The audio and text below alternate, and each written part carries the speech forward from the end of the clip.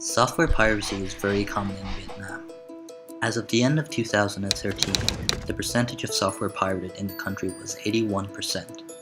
Vietnam has been trying to enforce intellectual property laws by carrying out a number of inspections on businesses and individuals whom were believed to be using pirated software. The punishments, which had been mostly fines, has reduced the use of pirated software within businesses significantly. However, individuals still opt for free or cheaply obtained illegal copies for their own private use. Few would argue that software piracy is unethical, but in the following video, we will discuss the social and economical benefits of piracy in a developing country, such as Vietnam. These benefits weighed against the issues surrounding piracy presents us with an ethical dilemma with no clear answer. There are many reasons that have led to the widespread issue of piracy in Vietnam. These reasons include weak intellectual property laws. Vietnam is only beginning to roll out its efforts to protect intellectual property rights. However, this process is still in its infancy. As such, there still exist many avenues from which pirated software can be easily obtained. Payment methods. As a developing country, payment options available to consumers are relatively limited. The majority of the population have not yet adopted services such as PayPal or even credit cards, making it more difficult to acquire software legally. Cost. Many online products and services have a price range that prohibits Vietnamese people from enjoying them due to their lower income. The high cost precludes many users from obtaining this software legally, thus they turn to illegal copies. Here are some of the benefits of software piracy in Vietnam. More choice. People can get access to a wider range of products, which may otherwise be unavailable to them, even if they were willing to pay for legal copies. Cost. Pirated software is often cheaply available, or even free to download, which can translate to significant savings for those with less disposable income available. Business opportunities. Those willing to take the risk can make money from selling copies of illegal software. Additionally, Vietnam has a strong culture of gaming amongst the younger generation.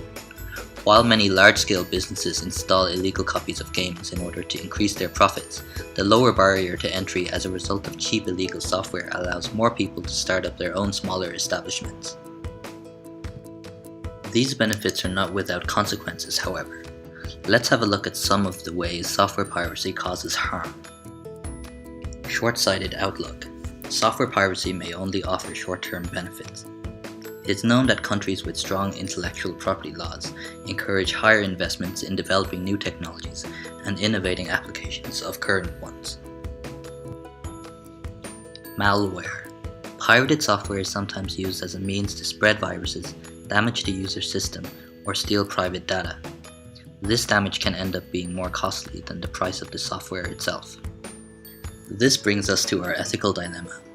Do the benefits made possible by software piracy justify, at least in the short term, the violation of intellectual property laws in Vietnam? So what can be done about this? Rather than simply accepting it is wrong to steal, it is arguable that this utilitarian approach is more realistic.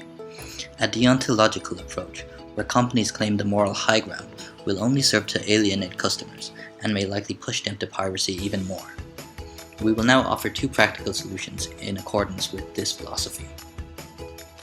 Education. As Vietnam reaches a point where strong enforcement of intellectual property laws becomes more feasible, it will become important to educate its citizens of the importance of these laws. People generally have an appreciation of the people involved in the creation of games, movies, music. Many of these artists and developers have a strong following of passionate fans. If given the right education and opportunities, they would be more than willing to support the creation of this content. Adaptation. Software companies need to stop treating the users as the enemy. They need to identify the problems, adapt, and innovate in accordance with changing trends and cultures. There is too much of a focus on vilifying the consumer, with a political push to impose massive fines on breaches of these laws.